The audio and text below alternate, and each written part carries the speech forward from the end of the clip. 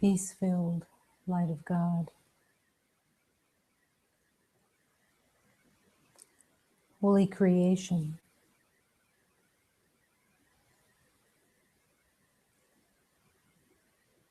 Allow yourself in this moment to accept this truth that nothing else exists.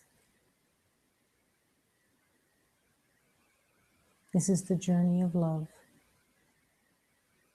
The journey of love that allows the lies of the ego to fall away, allows them to be unraveled by love's power as you surrender, as you accept love and peace and harmony as the truth of your heart, and the willingness to surrender the mind back into the hands of God. No longer willing to hold the mind as a separate self. A separate self that has nothing other than the intention of pain and suffering.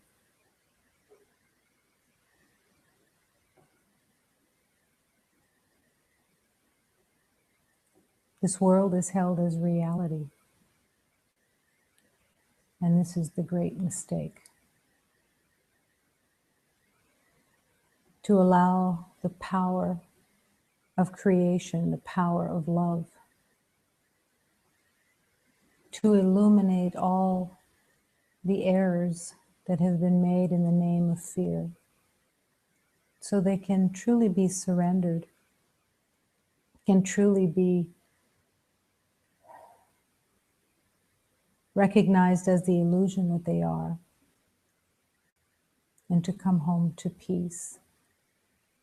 The peace of your heart, the peace of your soul, peace of your divine spirit, all one.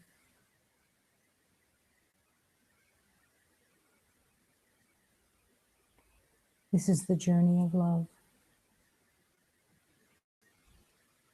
It is a journey that everyone will be brought into at some point, when the pain of knowing becomes too intense. The heart finally cries out, "Help me. Help me find my way." And in the willingness to open to the masters that have been sent to serve humanity's remembering, new life can begin. The real life can begin. But the identity of separation has no remembering of that life, has no awareness of that life.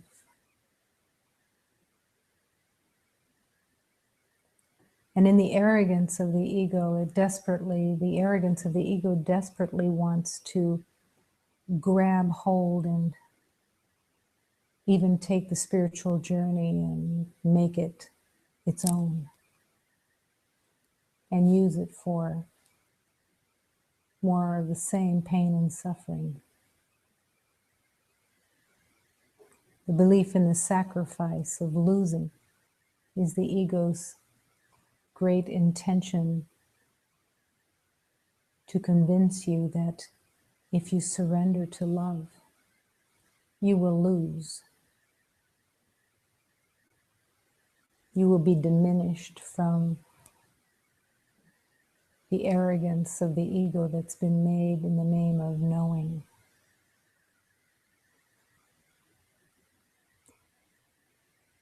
But what gets uncovered is that everything in the belief of being separate is about fear and hatred.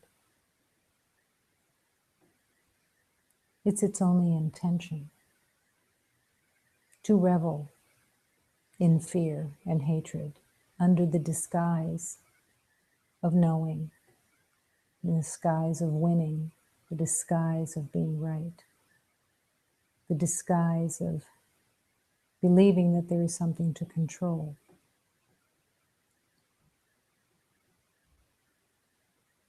But the power of love does not defend itself.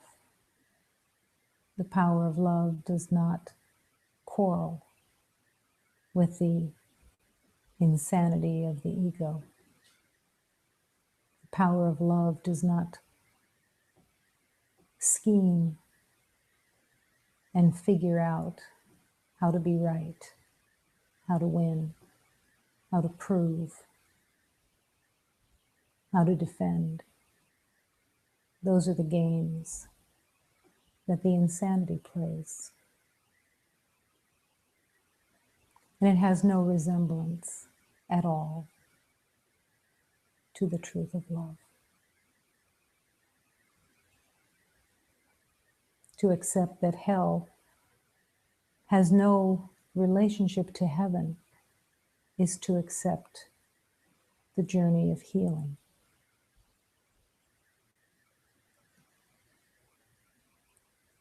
The insanity of separation says, I will defend my identity. I will defend my way. I will defend my mind. I will defend my heart. I will defend as I have defended in the past. But that defense is the pitiful attempt of winning when there is nothing to win.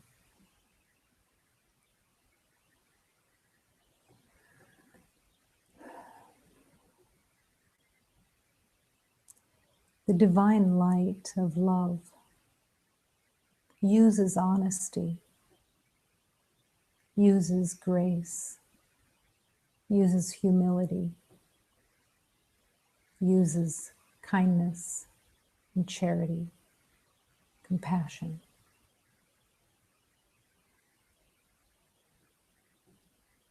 To open and awaken the way. All of these elements are elements of love that can be used right now, that can be embraced now, and must be embraced to remember the truth of love. To be here and to be aware that you are in a body and within a form that makes no sense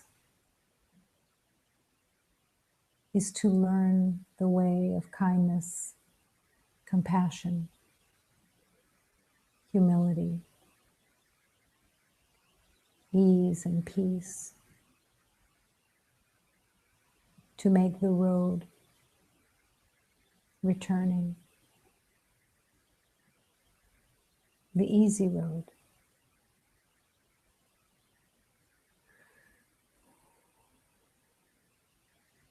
Learning to offer love without conditions, even before the remembering, is the essential element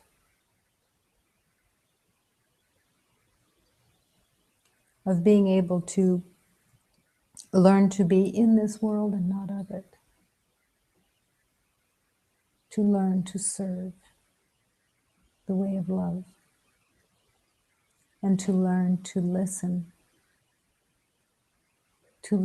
in every moment for the voice of love to lead, to learn of humility that says, yes, I will listen, I will learn.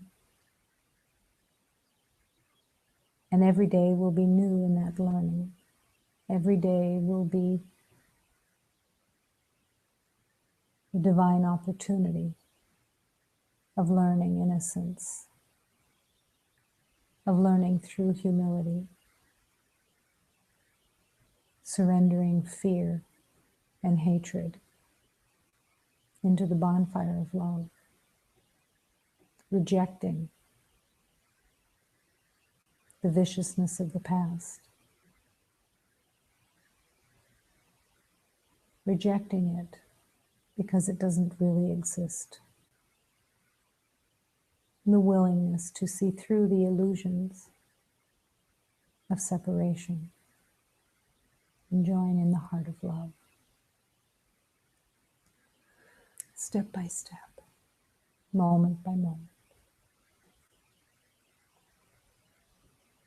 One journey of love. And in the heart of all learning, learning of forgiveness. Learn to forgive and confess of all the hatred of the past, putting it all on the altar of love, willing for it all to be transformed so that it can disappear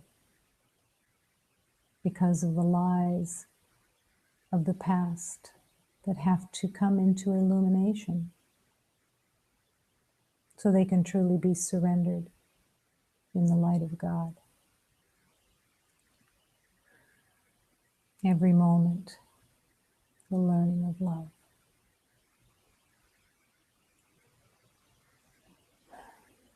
And in this moment, affirming that here in the infinite circle of love, there truly is only one. Every thought that arises from the past, even when it's never recognized as the past until you're willing to recognize that it is the past, but they're all familiar.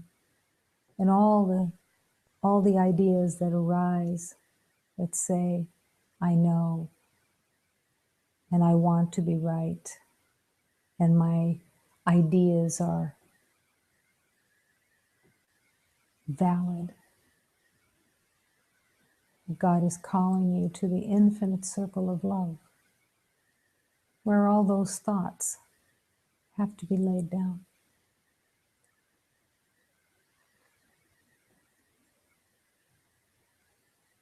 Laid down because they are so painful, because they are vicious, because they are revenge, because they are the belief in scarcity, the belief in separation, the belief in battle, all laid down as you accept and open your heart to the infinite circle of love, where you can truly open your heart and return to peace. There's only one presence here. It is the truth of love. This universe is all love.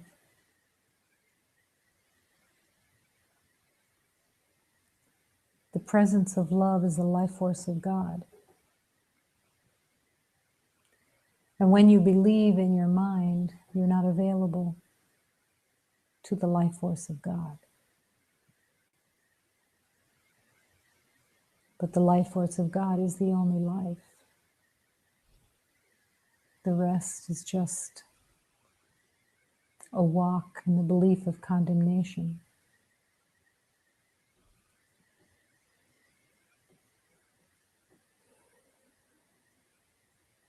The sanctuary is filled with love because love is all that exists. And to believe in the mind, the games of the mind, is to not be available for that love, even though that love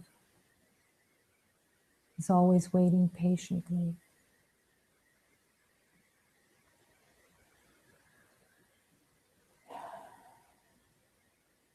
One heart and one breath, affirming the truth of love, surrendering the future into the hands of God, willing for the future to be unlike the past, and finally recognizing the past was the home of pain that was made out of a insane mind that said, I will battle, I will die.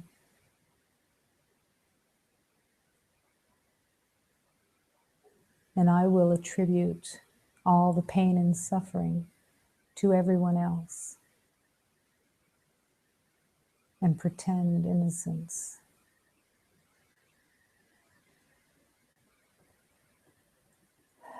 But love keeps calling. Love keeps inviting.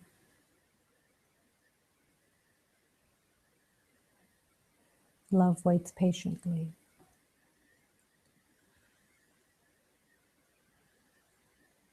And when the games are finally done, when the tired games of war and children cease to be the center of attention, the tired return and raise the white flag of love and ask for help.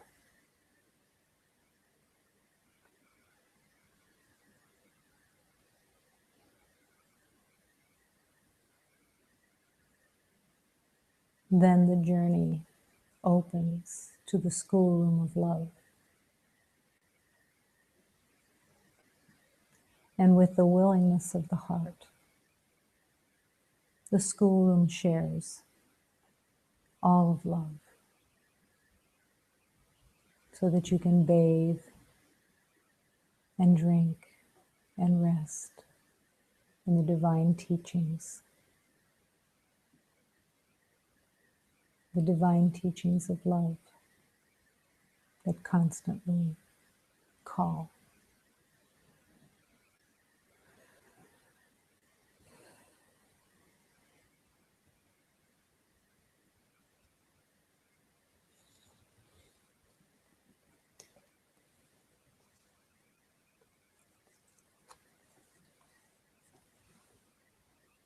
Allow this prayer to enter your heart. As you invite in the divine alchemy of love into your heart, there is transformation possible. There is no transformation possible in the intricacies and insanity of the mind. There's no figuring out the spiritual journey. And to have the spiritual journey adapted to your own personal ideas of what you think you know and how you want it to be. The blessed, joyful place of surrender is the call. Trusting the power of God beyond any knowing. Trusting in the divine teachings that God's will for you is peace and will bring you home to peace as you allow. Surrendering all judgments and opinions, all assessments, all the confusion and upside downness of right and wrong, good and bad, more and less, light and dark, all of it surrendered. Only peace, only joy, only harmony will bring you back to God, to where you truly never left, but in your mind, because of the viciousness of the mind and the belief of separation, the awareness that you could never leave the source of love is nowhere to be found until the surrender begins, the willingness to be shown the way. But all of love constantly calls you and redirects you and leads you as you will allow. Sister, brother, pay keen attention. Go very, very slowly to not mistake your path. Sister, brother, keep your feet on the ground. Be careful with your pride. Be careful with your vanity. Sister, brother, go very, very slowly. Be careful with the traps of life on your path.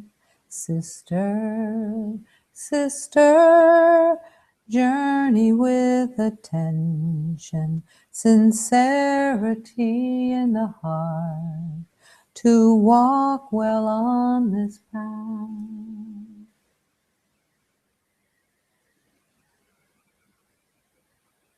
This divine teaching calls every beloved to go very slowly, because the activity of the mind, of the ego mind, wants to race ahead, knowing, knowing, knowing, knowing.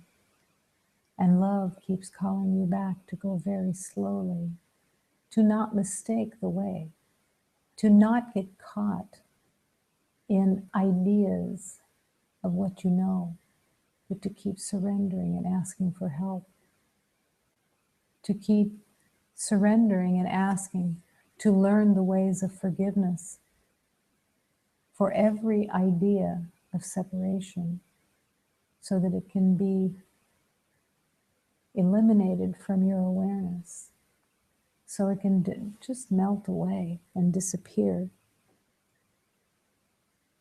Be careful with your pride. Be careful with your vanity. The pride of knowing, the pride of being right, is a vicious identity, wanting desperately to be right and win. All of this is very familiar from the past, but there is no love there. There is no truth, there's no light there. So love calls to be constantly surrendering all of the ideas that come up. And all of those ideas that come up are coming out of the past.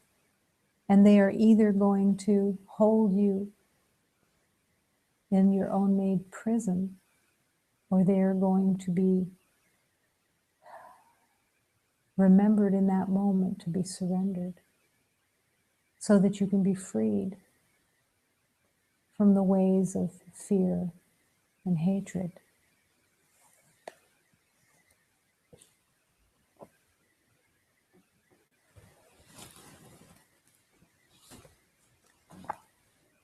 Here I am, divine light, declaring the love within my heart. And it must be declared. It totally must be declared. Here I want to affirm the love of our Divine Mother. Forever I am here to love and learn to love. Here in this school of love, I've come into this schoolroom of love to learn about gratitude. The gratitude to all divine beings who have offered me the truth of love, who offer me the way home. Within the light, the Divine Mother reveals the truth of blessings and comfort, teaches the way of humility and peace. Forever I am here to praise the truth of love itself, and never to aggrandize myself with thinking that there's anything that I could know in separation. In this world I have been small. I have seen myself as small. And I have believed that the size of love that was possible was so small, like a grain of sand. But within this light, within the light of truth, I can realize the greatness of love that is all creation.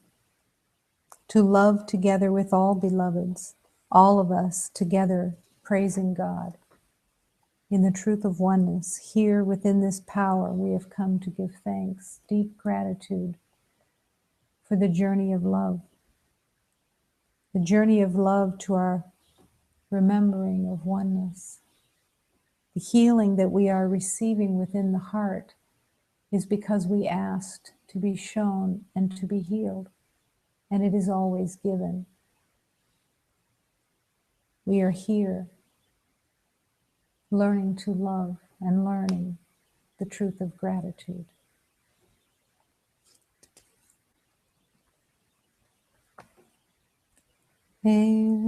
Eu aqui vou seguindo, declarando o amor dentro do meu coração. Eu aqui quero afirmar o amor de nossa mãe, para sempre eu amar.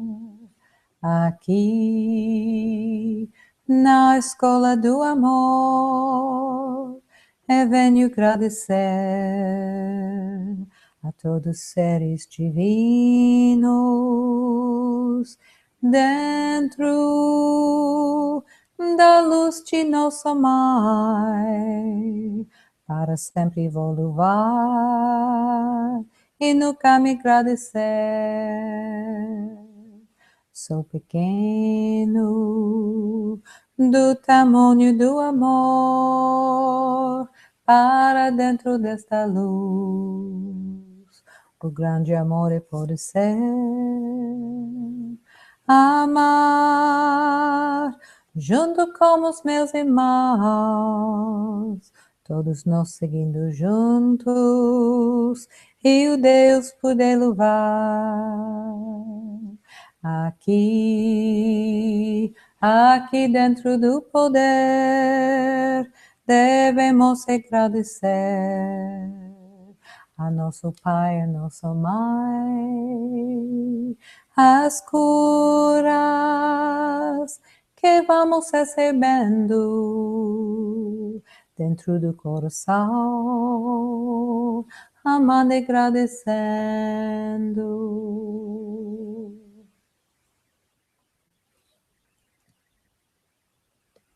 The school of love. There's a place in your everyday life of remembering that in every moment you're in the school of love, and that each moment is the opportunity of learning the way of love, if you choose. The ego identity wants to just forge ahead and say, no, I've got this, I know the way, I know what I'm doing. But you keep going around the same corner, coming up with the same idea that you'll have a different outcome. But the outcomes are always the same. And in the school of love, every beloved has the opportunity of learning that the truth of peace and harmony has no knowing in it. It's the open place of light that is wanting to lead you in every moment. For you to be able to see in truth and to let go of the myriad of games that the ego likes to play in the everyday, thinking it knows. Thank God, the way of love can be so clear in the willingness to be shown the way and to surrender to the power of love. Love then can heal, can transform everything of the past. Love will continue to show the way in every moment, as long as it's wanted.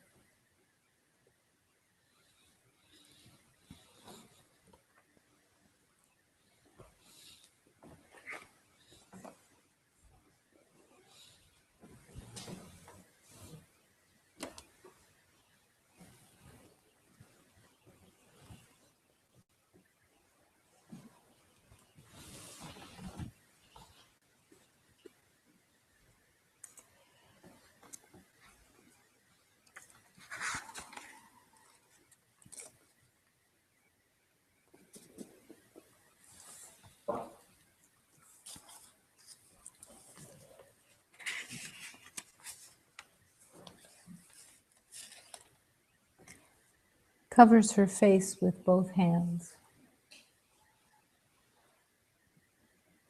What we speak and think becomes the house we live in. Who will want to sleep in your bed if the roof leaks right above it?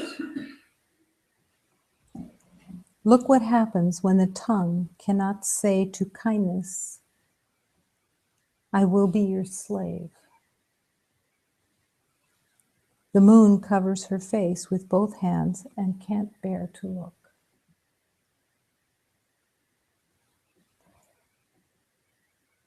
In the world of habit of the past, it's easily forgotten how powerful all thoughts and all words are.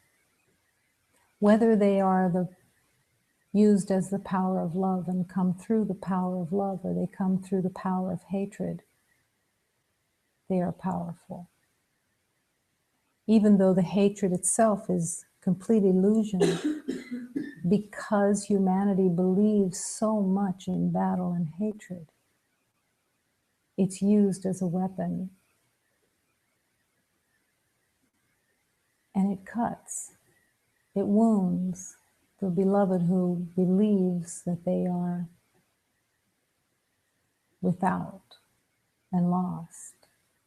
So the question in the journey of love always becomes, what am I offering? With every word, with every motion, with every thought, what am I offering? It becomes the journey itself. Because the honesty that it takes to actually answer the question will take you deeper into truth, or it will take you back into the past and drop you off there. It's a choice that has to be recognized. The ego has made a system of separation that believes hook, line, and sinker in being a victim. And in the identity of being a victim, it gives total permission of vengeance and revenge.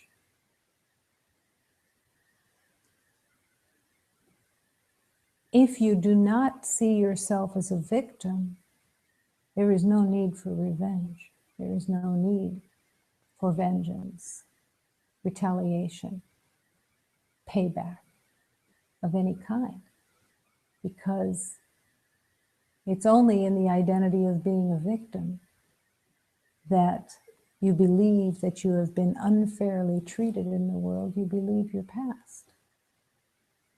And in the belief of your past, in the belief of separation itself, you see everything through that lens of being a victim and wanting revenge. Wanting to hurt and to inflict pain on others so that you actually believe that you will be relieved of some of the pain that you carry. That's how upside down that identity is.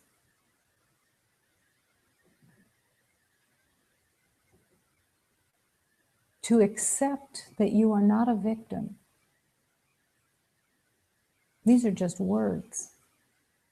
But to truly accept that truth, that you are not, you could not be a victim. You can't be the source of God's creation and be a victim. It's not possible. But to accept that truth is to open doors of learning.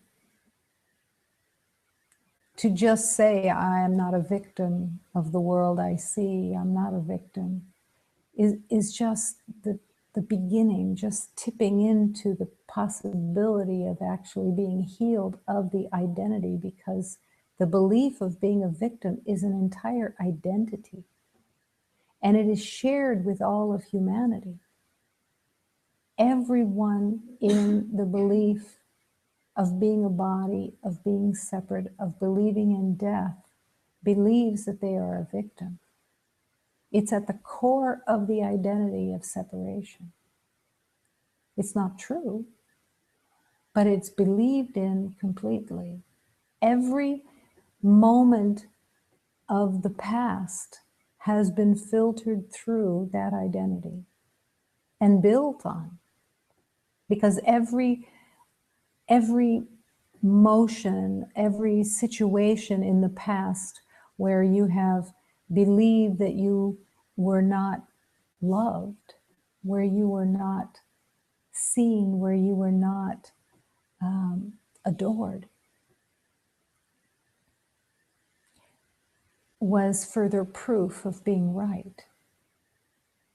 And so the story of the past is so essential to the identity of being a victim that they work together. And in the identity of being a victim and that everything happens to you, that identity gives you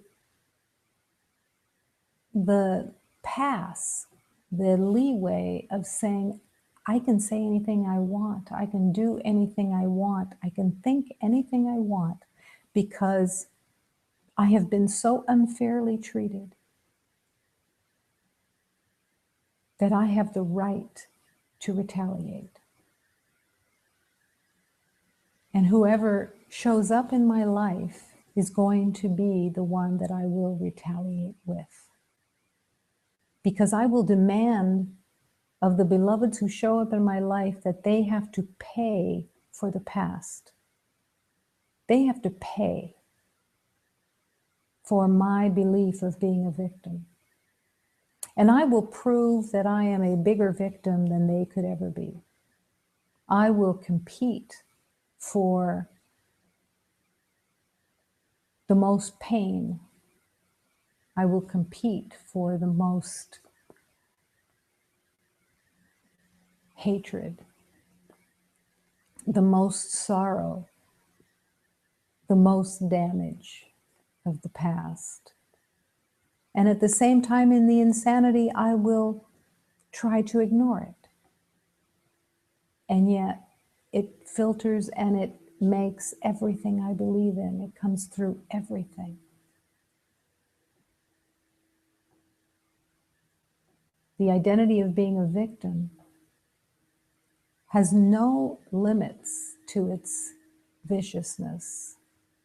Every beloved who becomes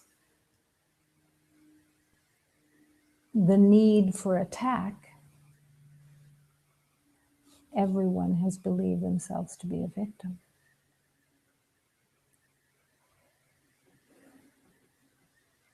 Everything is seen through that lens.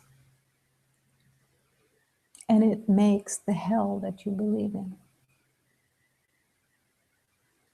And only when you step into the spiritual journey of love, of returning, of the possibility of returning, you're drawn out of the hope, out of, at first, it's just the hope that there's another way.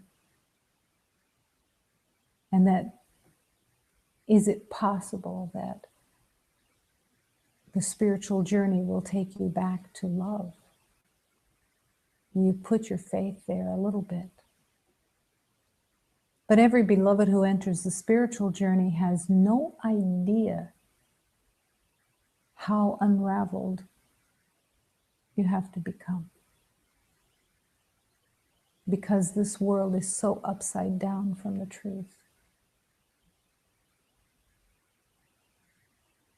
Lies are held as truth, and truth is held as lies in this world.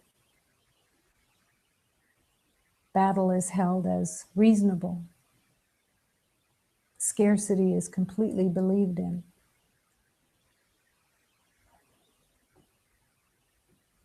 Sin is even believed in, even for those beloveds who say they don't believe in sin. But condemnation is held. And in the condemnation, sin is believed in. To accept that The past is not at all the truth. Is to really take that leap off the edge and put faith in the divine teachings of the masters that say, no, no, my love, there is another life that you haven't been aware of yet. But the victim can't come with you. The victim has to be surrendered.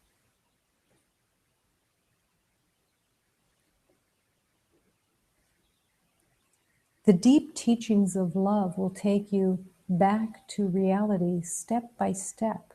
But as you accept the deep teachings of love that call you to offer love, it is also calling you to relinquish all that you've made up about your world, about your identity, about what you think you know, including even time. Time and levels and degrees and differences, all of it has all been made up. The mind that made up separation can't wrap itself around any of it, can't understand that at all. So faith has to be at the center of healing and learning and the spiritual journey. Faith in the masters that have been sent, faith in the teachings that have been sent, faith that this world is not reality. As you walk in the journey, you're called to love. You're called to open to learning of love. Not the name love that's been used in the world that is just a made-up idea of some vague connection. Because the love that is used in the world is all about getting. It's all about winning. It's all about proving that you are lovable rather than opening the heart to the truth of God, that you don't know what love is, and that love has to teach you that this is really the schoolroom of love, to learn the truth of love. And that as you love, as you learn to love, the more that you enter into that love, that unconditional love, the more and more that you love and offer love to beloveds, the more deeply and unconditionally that you offer love, you open your heart without any conditions, without looking to get anything, without asking for reciprocity in any way, but to offer love. And as you offer them more and more deeply and unconditionally, you become less attached to them individually. You become less attached to any kind of payoff, any kind of acknowledgement of your offering. That is when love really starts to bloom. When you're no longer looking for a payoff for your generosity, which is not generosity at all when you're looking for a payoff. Anytime you're looking for a payoff, an acknowledgement, you've turned it back over to the ego and it becomes the game of battle again. To become less and less attached to the individuality of each beloved, you are actually entering into the awareness of divine love that does not discriminate from one to the other, who is worth love and who isn't worth love, and who you like and who you don't like.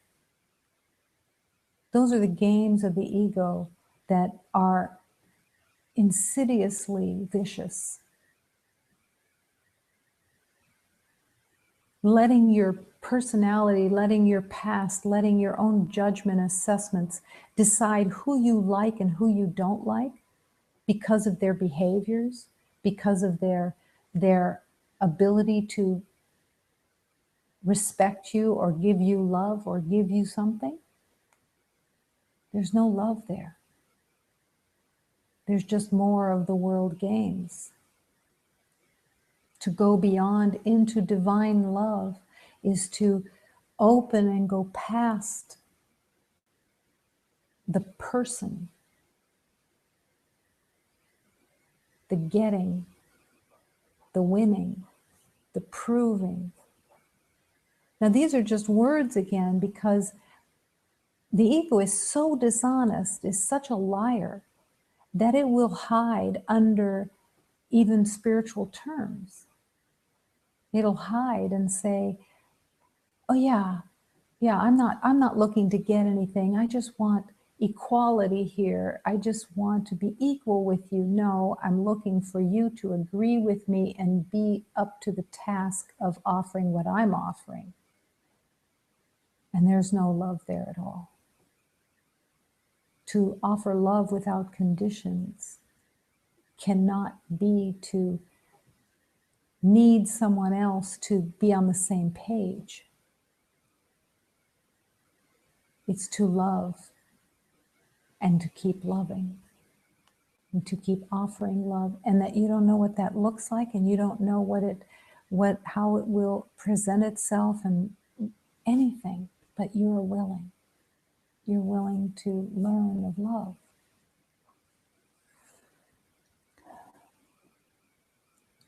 If you want to find truth, you have to look within. You don't look outside to find truth of somebody else's behaviors or somebody else's ideas of what they think they know. You look within to find the truth of God, to ask so deeply and honestly, show me the way, please. When you look within, then you cannot possibly mistake anything someone else is doing or saying or behaving, because the truth is your communion with God from within. You recognize that the divine authority is within. It's God, not you. The divine authority is God, the creation. And that you listen intently to the guidance of love, the breathtaking beauty and gifts of the guidance of love.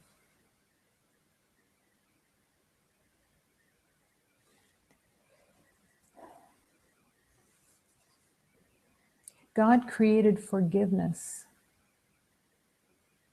It's a temporary element of love. That it's only temporary because of the belief of humanity of being separate. In the truth of love, in the oneness of love, there is no need for forgiveness. There's nothing to forgive. But when you have believed in wrongdoing and blame and vengeance and revenge and hatred, forgiveness is essential. The forgiveness of forgiving yourself for all of the errors of your mind that have run your life and been your weapon in the world. It's hard to look at sometimes because the self-protection of the ego says, no, I'm not going to look at that because it's always somebody else's fault. It's all about someone else. The wanting to have a face of innocence to combat the deeper fear of the guilt and the shame that is held in the belief of separation. The ego has built such a maze so that you can't follow it. You can't go through the maze and find your way to truth at all. So forgiveness is essential.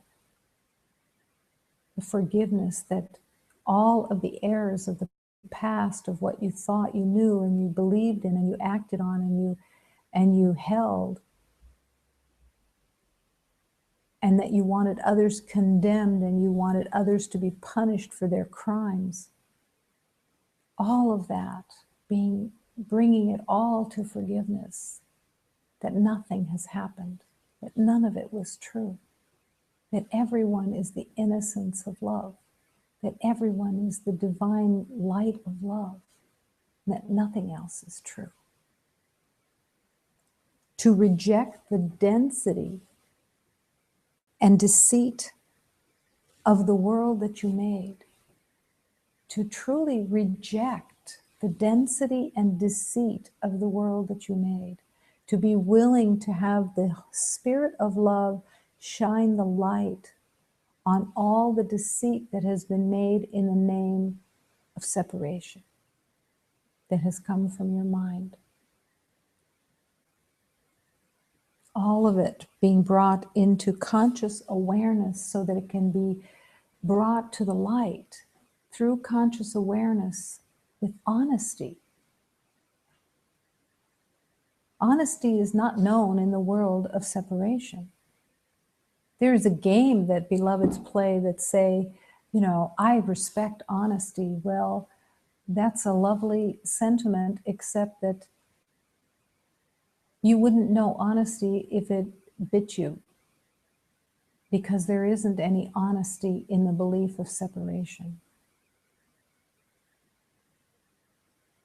There is no honesty in the belief of separation.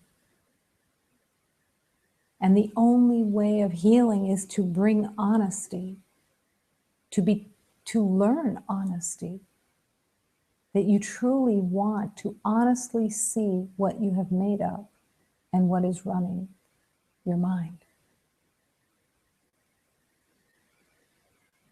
That you don't want to try to protect it anymore, so that you can protect your self-image that you've made. Yes, in the past, everyone has tried to protect their self-image. Absolutely everyone. Down to a 5-year-old, a 2-year-old, a 1-year-old child. Protecting a self-image because of the fear of blame, because of the fear of retaliation and attack. Not realizing that it's all been projected into the world from the mind. And that none of that was reality. None of it. If you own your deceit, this is not a condemnation. This is, honestly, I made things up. I have carried beliefs of self-hatred, projected them out into the hatred of the world through fear, because fear is always hatred. Don't be fooled by the defense system of fear. Fear is hatred. It's a self-attack, and it's a defense system that has been built to hold on to separation. So it's deceit. By its very nature, it is deceitful. It isn't what you think it is. Fear is held in the world as something that is actual and that is reasonable, that you're in danger. There is no danger in the truth of love. Danger is a fabrication that believes in being a body, in a separate identity, in a temporary identity. It's part of the maze that the ego builds so you can't find your way out of the insanity. But there's no truth there. You have to own your deceit by being honest and wanting the Holy Spirit to show you what you're believing in. Not so that you can be punished or reprimanded or condemned, but so that you can be freed from its deceitful attacks, the self attacks. As you own your deceit, so it doesn't chain you to the lies of the past of limitation. To honestly want to see what beliefs you carry about others and about yourself. Because then they can be brought to the light, to be released.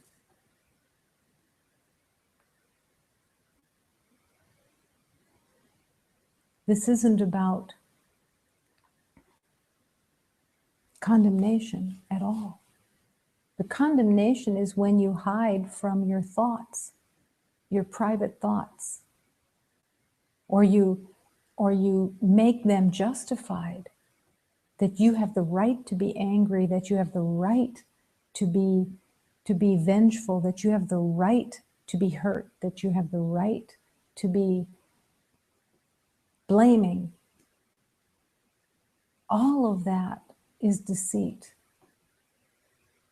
that believes that something outside is causing your pain and suffering.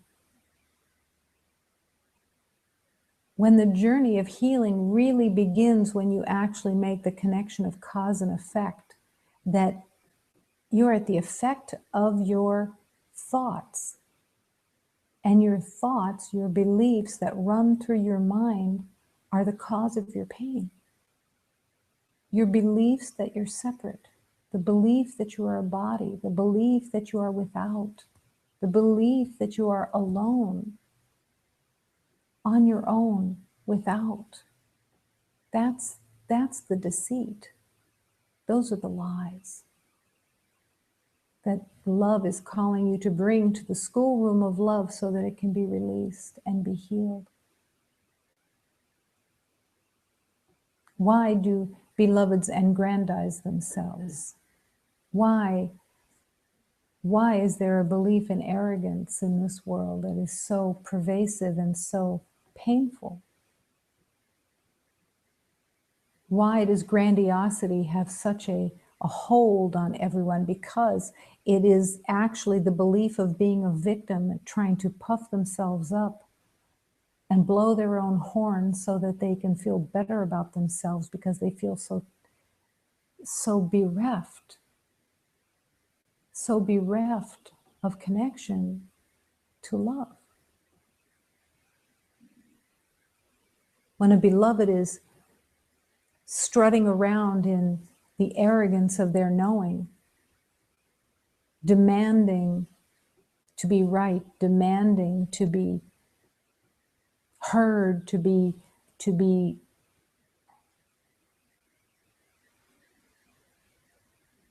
winning, see through that pain. See through it all.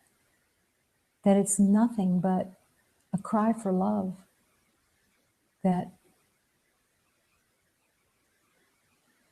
is just a self-attack.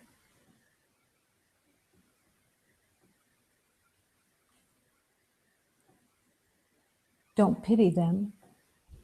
It's not the truth of who they are. But hold them in compassion because they can't remember that they are the light of God. And when you are in that anger or in that sense of hatred in the world, find the compassion.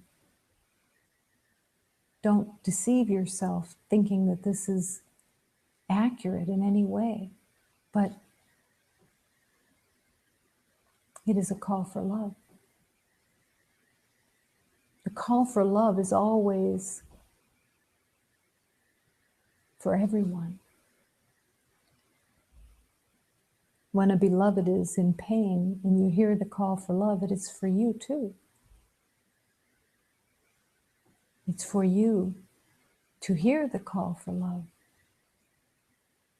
and to offer that love, that peace, that harmony, that truth, that everyone is innocent, that there is no battleground, that this illusion, this delusional state of believing in pain and suffering and battle, in every way that it reveals itself, of being unfairly treated in the world, of suspicions, of fears of others, of all of the ways that we've limited ourselves to our prisons of our own minds. And to realize the healing is in that illumination of willing that to be honestly seen for what it is. That it can't be the truth of God, so it can't be the truth of you. And that you willingly surrender it into the hands of God and take that leap of faith that says, I'm not going to defend myself. I'm not going to close my heart and refuse to love out of revenge. I'm not going to react and join in the pain. I'm going to offer love. Show me, please. Show me, please. Show me, please. Show me, please, how to offer love. Not by the demonstration of it, but by opening my heart. Please, I'm ready to open my heart. Help me open my heart. Dear God, help me open my heart. And hear the call for love. And in that, your own heart is healing. It expands. It expands and it joins love itself. And it becomes recognized as the love within. And you feel the strength and the power of God's healing light. And you feel the power and the strength of an open heart. Because you refuse the past. You surrender the past into the hands of God. The density of your world is the result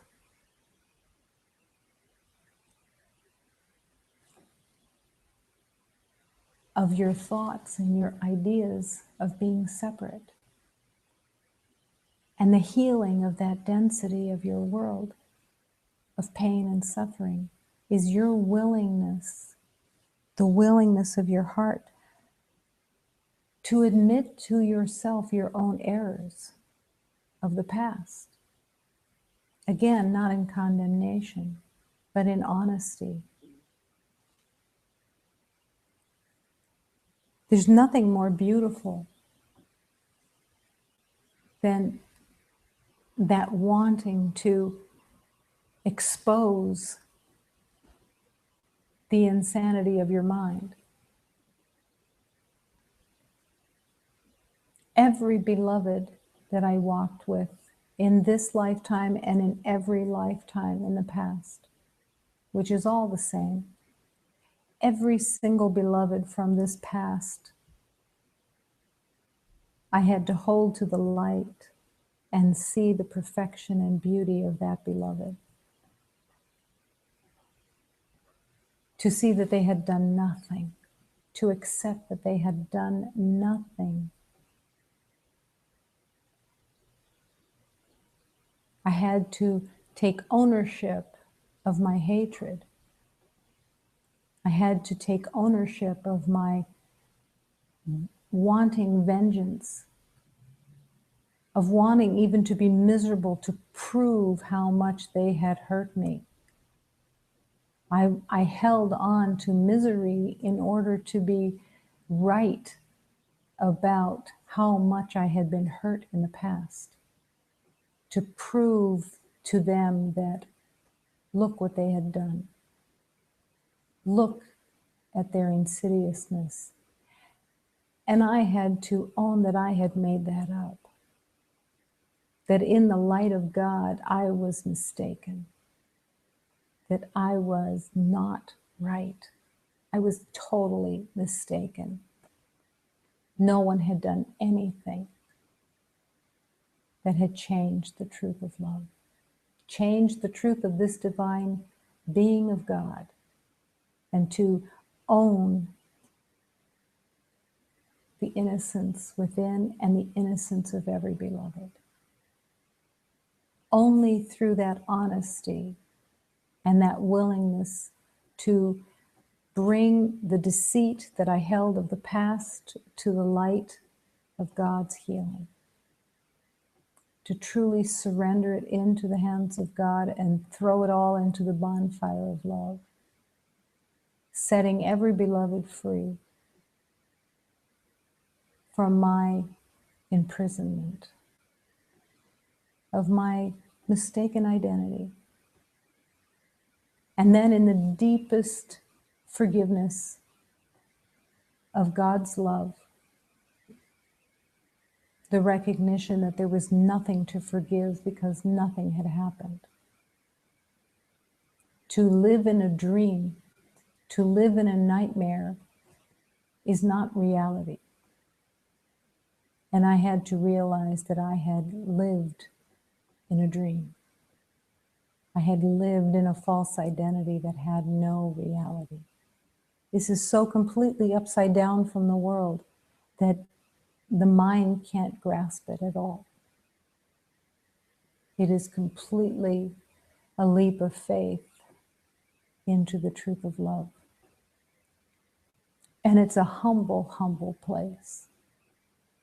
The arrogance of being a victim, of believing that I was a victim and that I had the right to my vengeance, the right to my wounds and to my self-destruction, was completely a lie. Completely a lie. I didn't know anything. The humility of prostrating myself to God and saying, please heal me of all of the insanity that I've believed in. I'm willing. I'm willing to put my faith and trust in all the masters that have been sent to me. I'm willing to truly surrender this insanity. I want only truth. I want only reality. And I don't know what that is. But in that divine humility, love is born. Love is freed from its imprisonment of insanity. And you can return to the awareness of your divine self. And the self just disappears into the heart of God.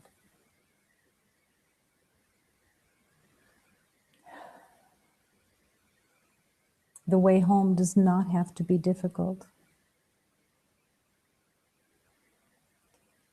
But we must confess within. It's a confessional place that is within, where we become honest with ourselves at our hatred and our vengeance and our belief in payback and our belief in being right. But that if I learned that if I didn't confess and allow the light to be shined on everything that I had made up, then I would spend the rest of the time just defending all the ways that I was right.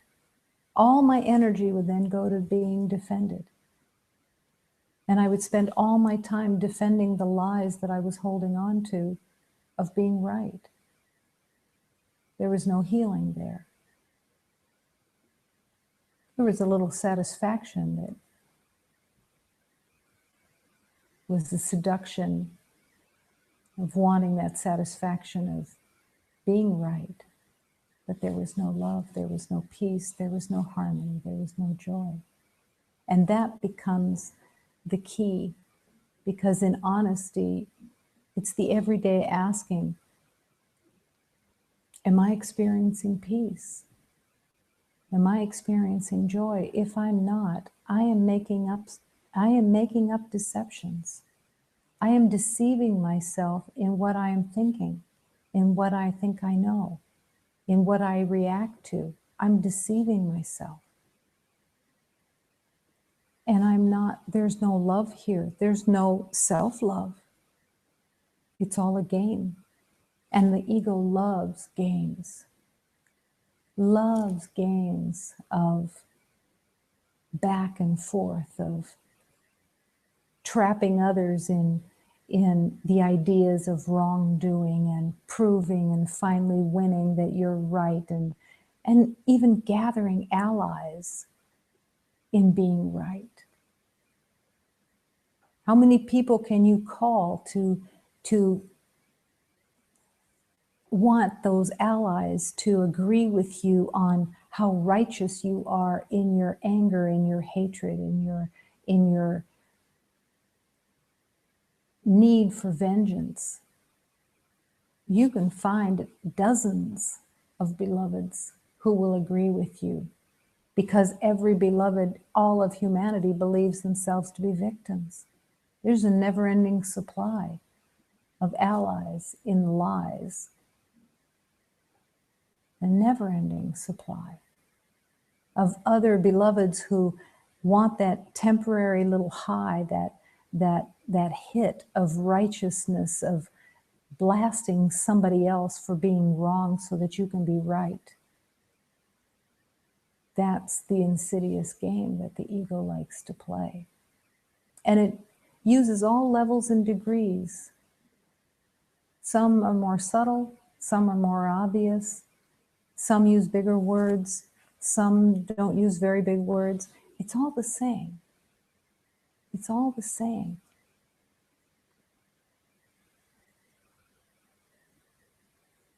Denial is an amazing tool of the ego. To deny the vengeance, to deny the self-righteousness, to deny the arrogance, to deny the hatred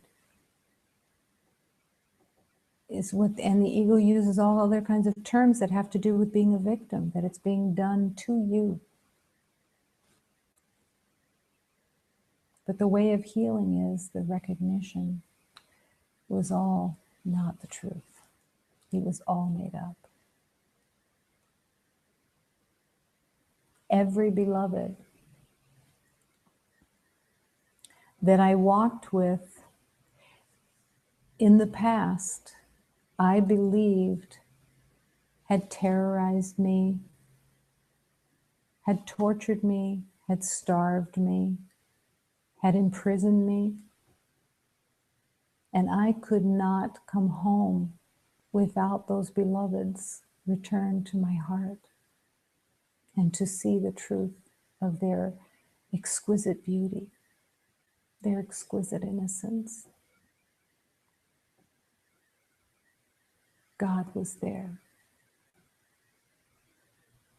They were the light of God. And I took them into my identity and made the past out of my sick mind of separation, the illness of my mind. I couldn't understand that, but I had to accept it. I had to accept it completely and deeply, fully. I didn't know who I was, but I was willing to accept the truth of being the light of God. I didn't know how, but I followed. I followed, I listened, and I accepted. And I trusted more and more and more. I trusted in the way of love, the way of all the divine teachings, of all the divine beautiful teachers.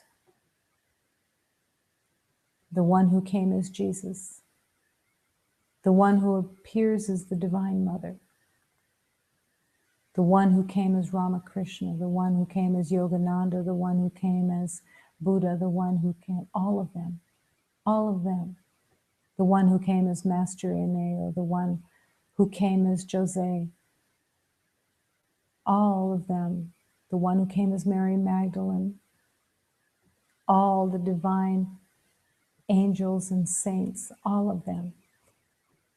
I trusted them all.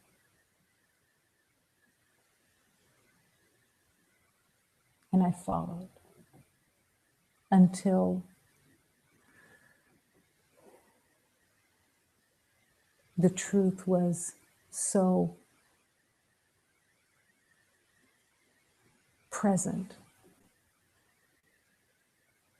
that everything merged into the light of one.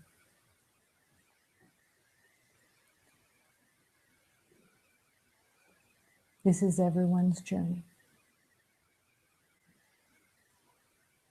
But every beloved has free choice. Every beloved must choose moment to moment to choose love or hate, recognizing that fear is hate.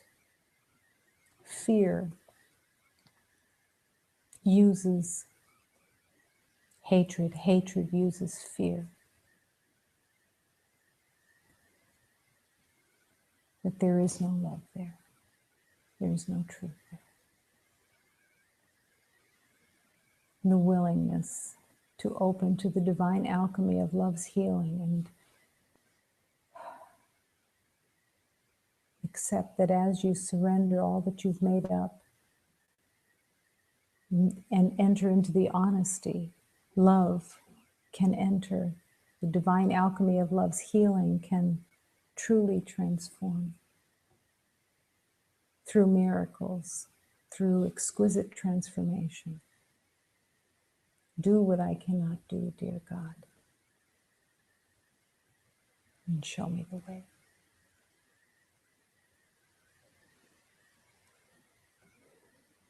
And that prayer is always answered. Always answered. What we speak and think becomes the house we live in.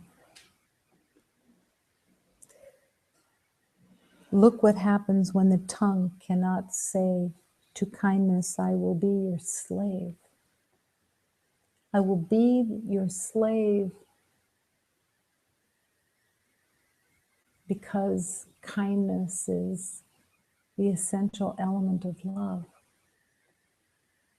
I want to be the slave of kindness. I want to be the slave of peace. I want to be the slave of willingness. I want to be the slave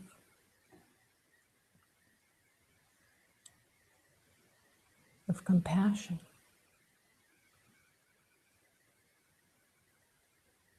And as that voice of love stirs within you of what you truly want, your heart heals. Your mind is freed, returns to God. And love is found.